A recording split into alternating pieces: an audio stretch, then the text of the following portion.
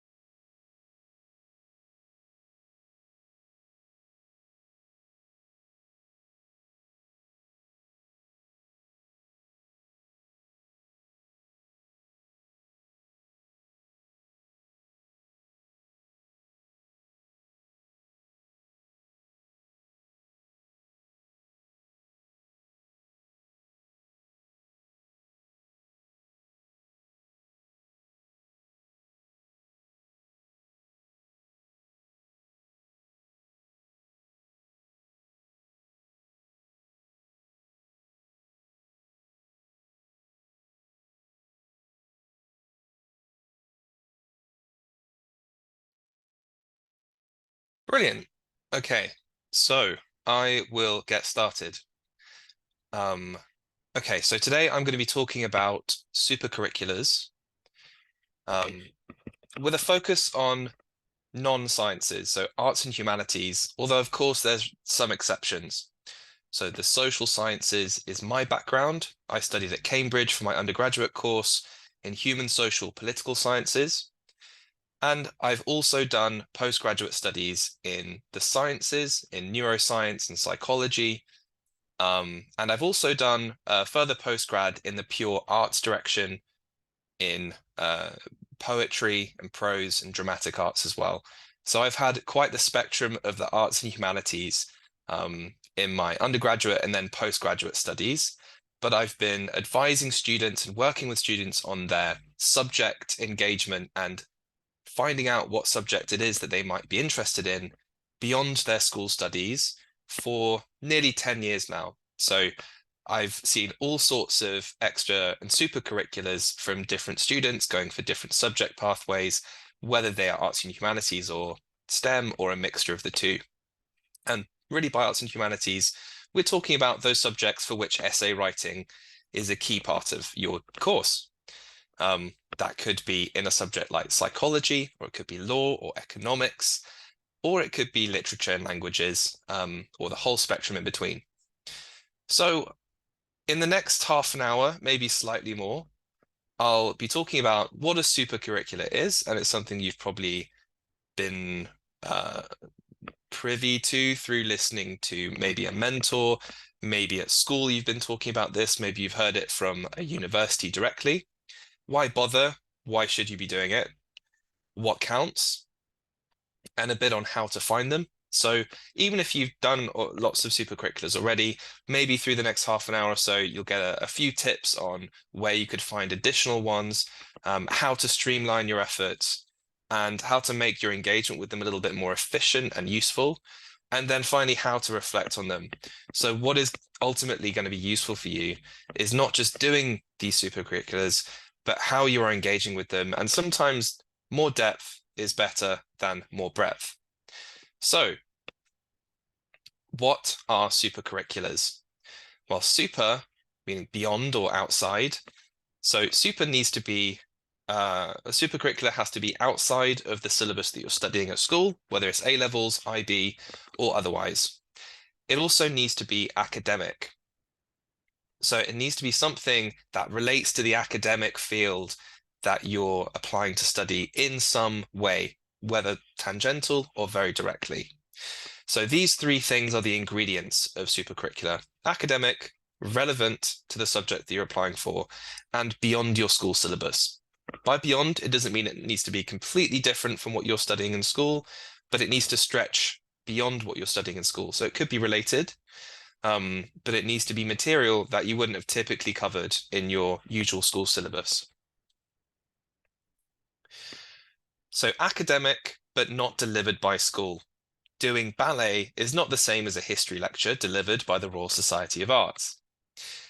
Doing ballet is not a bad thing, and doing other extracurriculars, so ballet would count as an extracurricular, are fantastic. You can see at the bottom, we still think these are really important, but UK universities, especially the very academic ones, do not put any weight on your extracurriculars, whether you are a world-leading basketball player or otherwise. It's not going to get you the place ahead of someone who shows more academic potential and interest in their subject.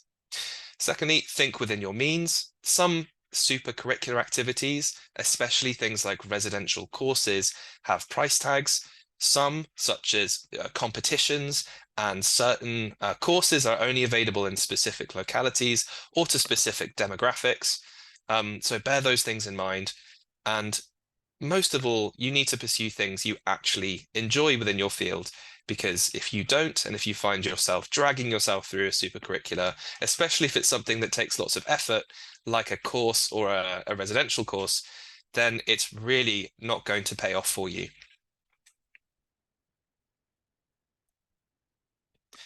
A few common misconceptions about supercurricular things. Firstly, I need to enroll on expensive courses.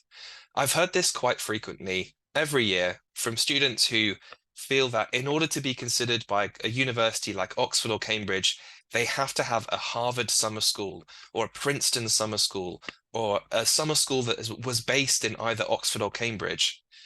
On the whole, this is not true.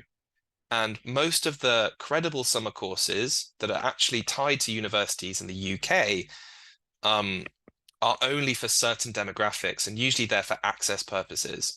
So it really won't necessarily boost your application by doing an expensive course. It only shows that you have access to be able to do that. Secondly, the more the better. Now, you should do as much as you would enjoy, but it's not necessarily the case that they will be tallying up the amount of supercurriculars that you do and giving you more credit on that basis. Ultimately, in your application, you have a personal statement, which is 4,000 characters, and you have a couple other bits of writing you submit, and potentially you can talk about these in your interviews. So all in all, you don't have a lot of space to talk about your supercurriculars. And remember, you've got to talk about what you thought about them and the connections that you made between them as well. So if you try to cram in too many, actually it can play against you. And you need to make sure that your schoolwork comes as top priority. Thirdly, I need prestigious work experience. So some people who are applying to courses, regardless of what they are, feel that if they have a famous investment bank or law firm on their application or their CV, it's going to show the kinds of skills that UK universities are looking for. Actually, that's not the case. So for admissions tutors, they really want to see a firm passion in the course content that you're going to be covering and the kinds of skills that led you to gain your work experience with a bank or with a law firm, and the skills that you built while you were doing that probably are not relevant to the course that you're applying for. Even something like law, you don't necessarily need to have law work experience in order to be a credible applicant. If you can reflect on your work experience, particularly if it's relevant in the case of law, in an academic way, then it can become relevant because it's academic. But if you're saying, I would be a great law student because I'm showing great potential to be a practicing lawyer, then it doesn't convince them that on the 3 years of the degree, you're going to necessarily do well in your legal essays because it's a different style of working. Lots of people who study law for their undergraduate do not go on to become lawyers, and lots of those who do not study law do become lawyers afterwards.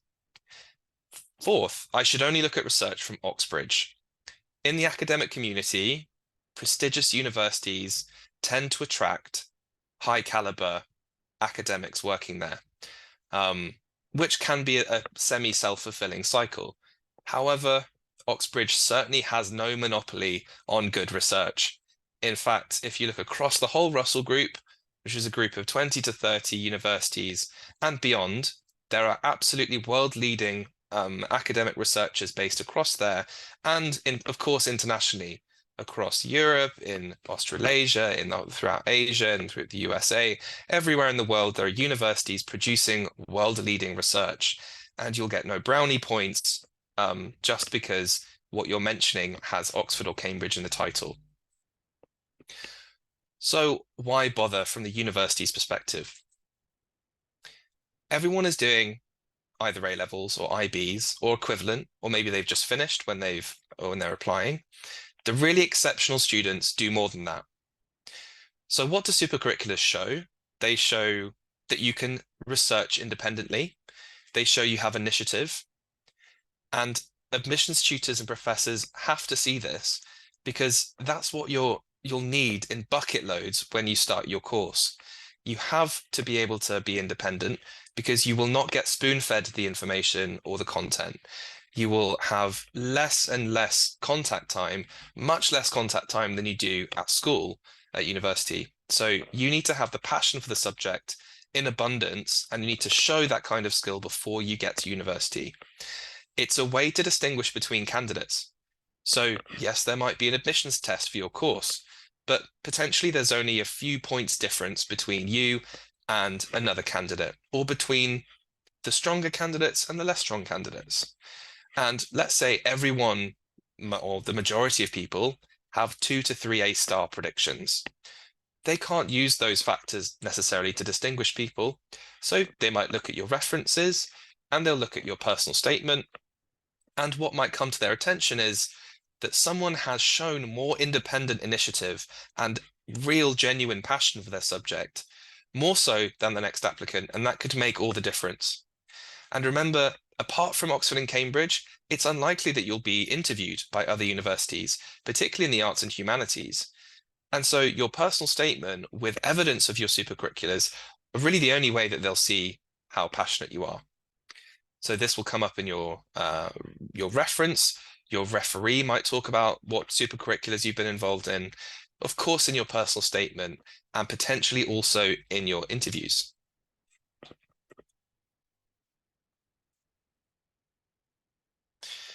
From the admissions tutor's perspective, 3 blunt questions they might have in the back of their mind. Are they genuinely interested? Has this person done this stuff for the sake of it? Or have they done it because they love the subject? So they need to see authenticity in what you've been doing. Secondly, are they resilient and resourceful? They don't want to be holding your hand through the degree. They want to know that you have gone beyond what you need to be doing at school, that you found resources for yourself, whether that's through Googling them, whether it's through finding them through other means. And that shows them that you've got the skills of a potential strong undergraduate. And then might they produce first-class level work? And the third question there really comes out in how you use your supercurricular bits of evidence in your application. So how you're talking about your supercurriculars in an academic, critical way, and what connections you're making between them. There's lots of materials and suggestions out there for supercurriculars. One very good one, if you've not seen it yet, as a springboard, or maybe to feed your ideas, is from the University of Cambridge. So if you type in University of Cambridge supercurricular suggestions, you'll very quickly come to this page and this PDF where you can go through subject by subject and look at some of their recommendations. And of course, always ask your mentor as well, or come to us and your study director, and we'll be able to provide more ideas. So what counts and how to find them? I'll go through this section relatively quickly, but hopefully I'll give you some practical ideas. There's a lot of different types of supercurriculars that in closed brackets, count. So, of course, reading. You're applying for a subject which involves a lot of reading. You'll be doing lots of independent reading, so they need to know that at least some of what you're doing, in fact, quite a good chunk in your supercurricular bank, is reading and reading at an appropriate level. So, not just reading introductory, popular level uh, books, which may be on the bestseller list, but something which is aimed a little bit more at academic audiences, maybe first year undergraduates. Essay competitions, they can be useful. You don't necessarily need to have them, but if there is a competition that you've seen that you like the look of, you're interested in the question, that can be a good piece of impetus for you to research a topic that maybe you've not come across before. Documentaries can be useful, but try to use them as springboards. It's not going to be an impressive application for an arts and humanities applicant if it's solely based on documentaries. Online courses can be very useful, but make sure that they're from reputable sources, i.e., delivered by reputable academics / hosted by universities, reputable universities ideally. Olympiads tend not to be as relevant for the humanities and arts, apart from perhaps economics applicants if you need to show off your math skills. Summer schools, they can be useful, but they need to be at the appropriate academic level. So if you're thinking about a summer school, run that past your study director or your mentor first. Internships, if they're directly relevant to the application that you're making, can be quite useful. And usually these are more common in the sciences, so particularly the biological sciences and medicine. Teaching / mentoring, tutoring, maybe if it's relevant to the course, you could be doing a little bit of mentoring or teaching. Work experience, again, similar to internships, shadowing in a related industry, masterclasses, lectures. Lots of universities publish a wide array of lecture material for free online, and you can also visit universities, particularly in London, and watch lectures taking place live. That way you could even ask questions to the lecturers. You might be able to catch them afterwards to ask them a couple questions or follow up with their research. And that can be a really easy and low effort way to get into a topic. Open days sometimes have these masterclasses, and that should say independent research projects. So if you've got the opportunity to do an EPQ at school, for example, then that can be a really useful thing to facilitate some further research. And any school awards. So that's something that's really out of your control. But if you are asked to go up for something, then why not give it a go?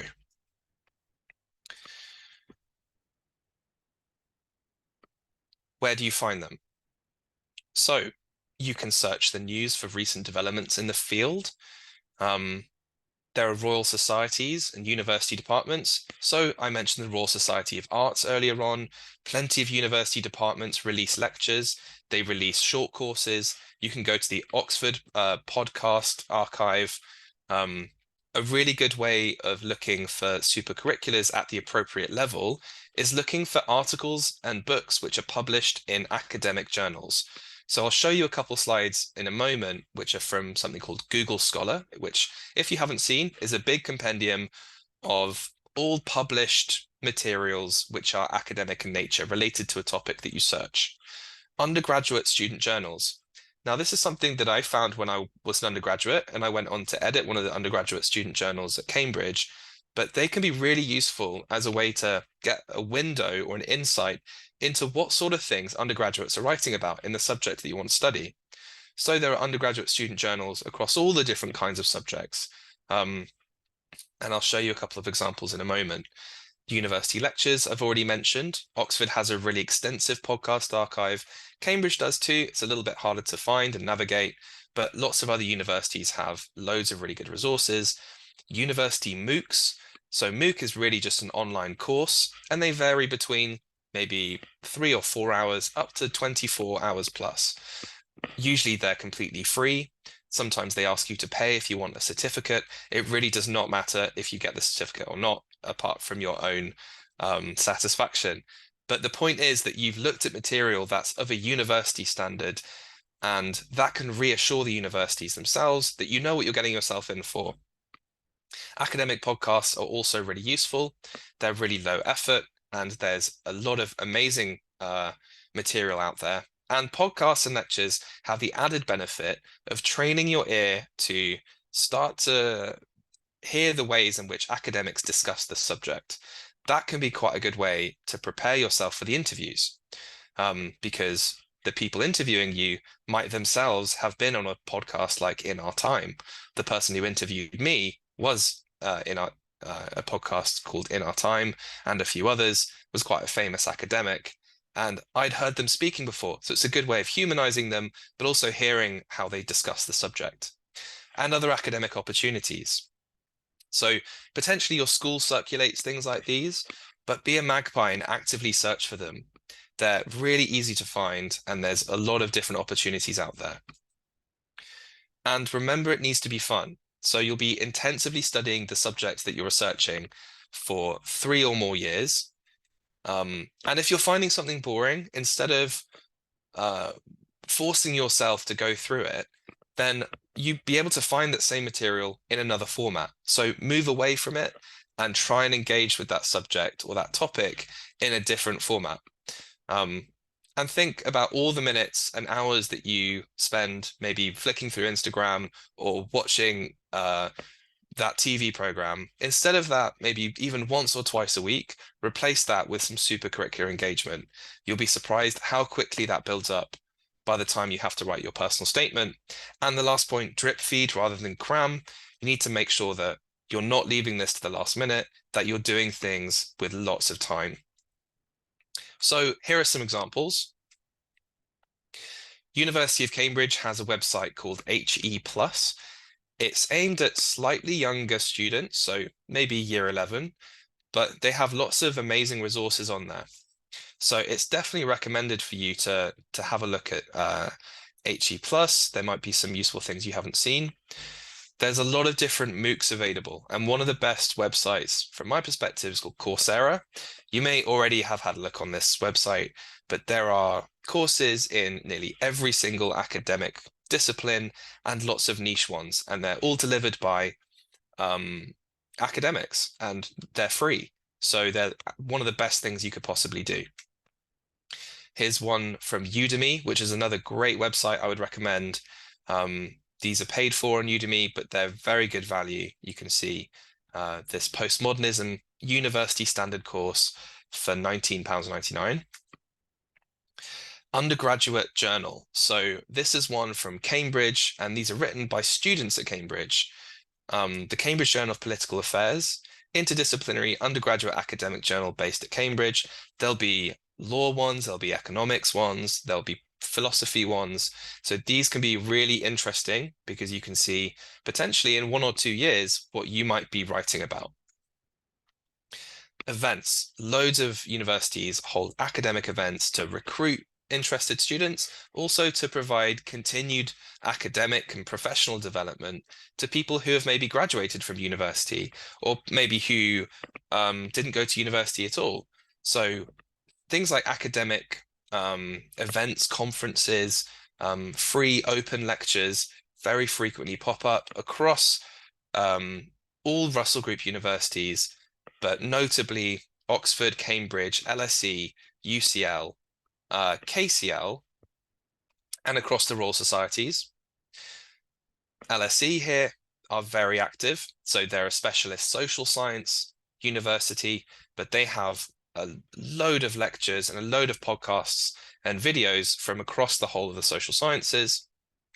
The In Our Time podcast is one of my favorite ones to recommend because it's from BBC Radio 4, and each episode is like a mini masterclass in a topic.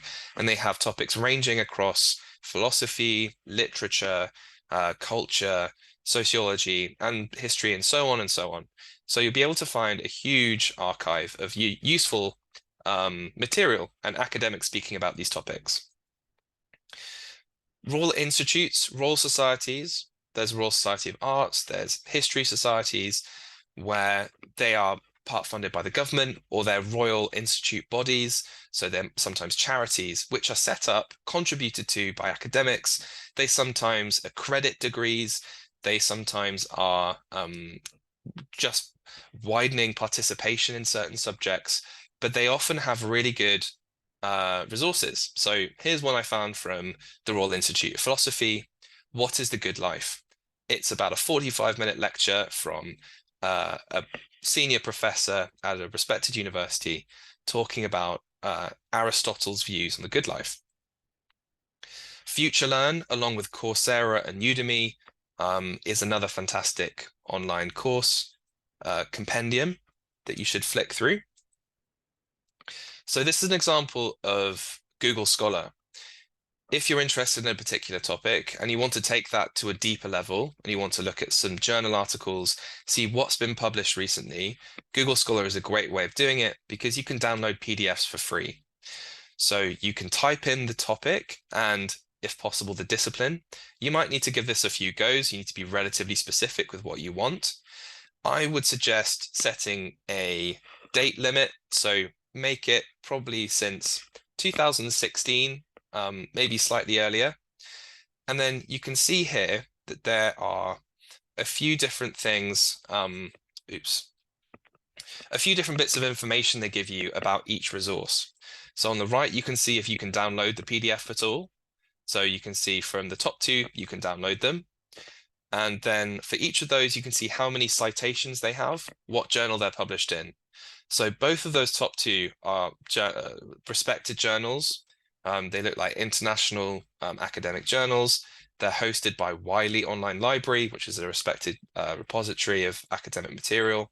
And they've got a relatively decent number of citations. And if you didn't know, citations are how many times have other academics used this piece of work in their research. Above 20, and you're probably onto a good option, particularly if it's a relatively niche topic like this one. Now, if it's not so niche, we look at the biological sciences, the COVID-19 vaccine, which I've put into Google Scholar here. The top one has 1,463 citations. So you know that this is a really important journal article to read. So if you put in the topic you're interested in, the one that's most cited would probably be a good place to start. There's competitions as well. So this is a well-known competition for history called the Julia Wood Prize, hosted by St. Hugh's College, Oxford. There are lots of different prizes and competitions and available. I'd say try to, if you are looking to do a competition, look for those which are hosted by respected governmental or academically leaning bodies or universities. And it doesn't need to be an Oxford or Cambridge competition. It can be a competition run by another university. It just so happens that Oxford and Cambridge have a fair few competitions to enter. So I'd say 2 to 3 are really the maximum that you should try and fit in. And if you end up getting commended or winning a prize, that could be a really nice touch to embellish your personal statement.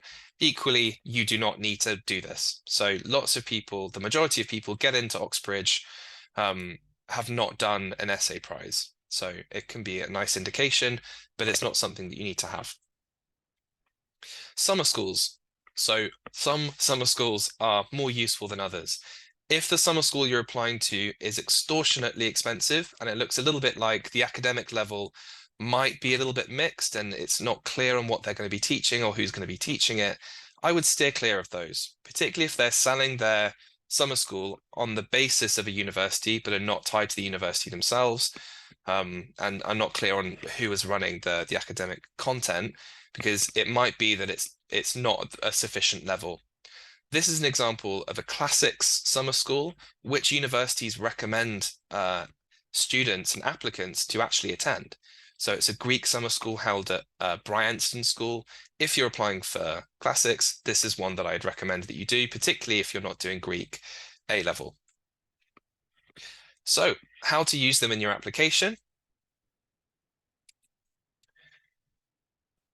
I've talked about all the different choices available, and it might feel quite overwhelming because you think, okay, there's unlimited amounts of stuff I could be doing. I could be reading academic journal articles to do with the law until I'm aged 90 and still not get through everything. You could do that for every single subject you're applying for. So you have to be picky. and you definitely don't need to read the first year's reading list, and you don't need to read a whole book. The exception to that is if you're applying for fiction, for literature, sorry, in which case you'll be reading fiction, which is quite useful to read the whole thing because they'll be expecting that. But if you're applying for a humanities or a social science, usually picking one or two chapters of a book is absolutely sufficient. You just need to know what the main argument is. The main rule with being time efficient is get yourself a broad base, understand what the edges of this discipline might look like. So what are the main ways that people find out things within the subject? What's the range of it? And then when you're drawn to a few different topics, go a bit deeper into them. And I've put a link down here, but I've also put this into the meeting chat. I've dropped a PDF there that you can download, which is how to read 10 books in 1 hour. It's a short PDF guide from Cambridge, and I found that quite useful in reassuring me that actually you don't need to spend hours and hours and hours with a single book to get what you need from it as an academic or as a student. You just need to know what is the main argument, what are some of the reasons that they're trying to put forward, and maybe a little flavor of the evidence that they're using. And that's enough to work with. So here's an example. If you're applying for history, get yourself a broad base in that subject. So do a bit of introductory reading, maybe Oxford very short introduction, maybe a couple books on theories of history, research methods. And the aim here is just to understand the breadth of the discipline. What does it involve? What is history, basically? And then after that, when you feel yourself drawn to a few topics in particular, then focus on them. So use your energies to become a mini expert in 3 to 5 more specialist topics. So, for example, feminism in 17th to 18th century Britain, Caribbean history, and slavery in ancient Greece. Know with these topics that they're all fairly different from each other. And generally speaking, when you're picking topics to put into your personal statement, and to display your interest, it's quite a good idea to show some contrast because that will reassure them that you are open-minded. You might be, open-minded to pick quite diverse topics and to be drawn in different directions through the degree. And you're not just focused on a particular topic. So it's good to have 2 to 4 different topics in your personal statement. 3 tends to be quite a nice number. And they don't need to be super defined in boxes like they look like they are here. They can be inflected with other cognate ideas and cognate theories and topics. But it's good to show that you have a bit more depth in a few different areas. Why? Because they might want to interview you, and because you need to show a balance of breadth with depth. So once you've chosen a few different topics that you're more drawn into than others, let's say feminism in 17th to 18th century Britain, then you go into more depth. So, for example, you might listen to a lecture on Mary Wollstonecraft from History of Ideas podcast, which is about political theory and feminism, development of feminism in that time. Maybe then a couple of chapters from a history book about women and enlightenment in 18th century Britain, written by an academic. So that sort of book is typical to find on an undergraduate reading list. Maybe that encourages you to go a bit further and you enroll for maybe an 8-session short course from the Royal Holloway in the history of women's rights, which brings a different shade and a different texture to your understanding of this. Then maybe you go to the British Library for a lecture on the 18th century women in global London. This one actually happens to have been recorded, so you can watch that back. And by the way, most of them are. So you might not need to leave your study or your bedroom in order to do these things. And potentially you had the option in History Society at school to present a seminar, and you chose to do it about this.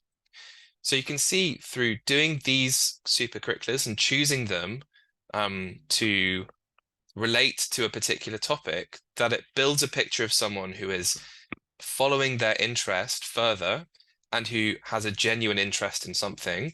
And it also gives the interviewer or the person reading the personal statement a better idea about what your taste is. What sort of things might you be interested in following up?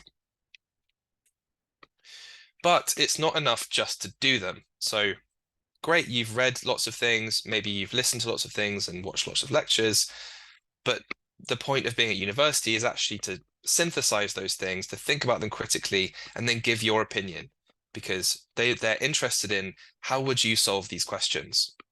So when you're reading or listening or watching, think, what did you agree with? What's missing from this? Did it change your thinking? Has it progressed what you think? What connections did you make? Did that 17th to 18th century source vary with something else you've read? Was it a different research method, maybe? And what did you do next? For this, you have to keep notes. You don't need to write reams and reams of notes for every single thing you're doing, but at the minimum, you need to know what the argument is. So, what this piece of text is trying to do, what the main point is, and maybe a couple of reasons and a bit of evidence, and what you thought of it. So you have to put in a little bit of your own evaluation because it's really going to come in handy when you go to write your personal statement later. So I've got a few examples, and I think I'll just touch on one or two. Here's one for linguistics. And this is an extract from a personal statement from someone applying to linguistics to show you a little bit what this looks like in practice. The lecture Language Through Deaf Eyes by Professor Bensi Vol introduced me to the intricacies of sign languages, leading me to her work, The Linguistics of British Sign Language. What captivated me most was the proposition that our primary visual perception of the world might render sign languages more adept at capturing and conveying our experiences compared to spoken languages. This challenged my preconceptions and led me to examine the relationship between language and thought. In my EPQ, I went on to juxtapose this theory with Worf's linguistic relativity to assess how different modalities of language could influence cognitive processes. So this short extract, while it's slightly serious perhaps, does encapsulate some of what admissions tutors are looking for. So this person has found a resource which is relevant, which is beyond their school syllabus. They won't be studying linguistics at school. And then they've followed up with that by reading some academic text, Linguistics of British Sign Language. They've then shown what they thought about it, not just that they understood what it was saying, but something specific about it. So they pinpointed what captivated me most, and then they've said how that thought challenged their preconception, so how it moved on their thought. And then they've done something with it even further. They picked up that argument and they wrote about it in their APQ, juxtaposing it with another famous linguistic hypothesis from Sapir-Whorf. Give you a couple more examples. So I think we'll do psychology. Delusions of Gender by Cordelia Fine convinced me that gender differences in psychology are typically overstated, as substantial overlap exists for most traits, and the remaining are largely due to cognitive plasticity in response to environment.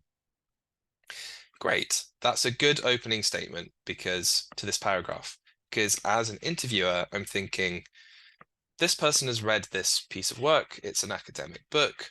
It's slightly more populist, so quite a lot of people who aren't, academics or students will also have read that, but that's okay because they go on to talk about stuff that's more typical for undergraduates to read. But what's really important here is that they show how they responded independently to it as an active, independent thinker. So it convinced them something rather than saying, delusions of gender introduced me to something. It actually convinced them of something. But then they say, reading research on psychopathology, however, led me to think that moving beyond gender as a variable might be misguided, because there is strong evidence to show gender differences in treatment outcomes. Mayer et al. 2022's tightly controlled study on schizophrenia treatments, for example, showed women had significantly less benefit from inpatient treatment than men.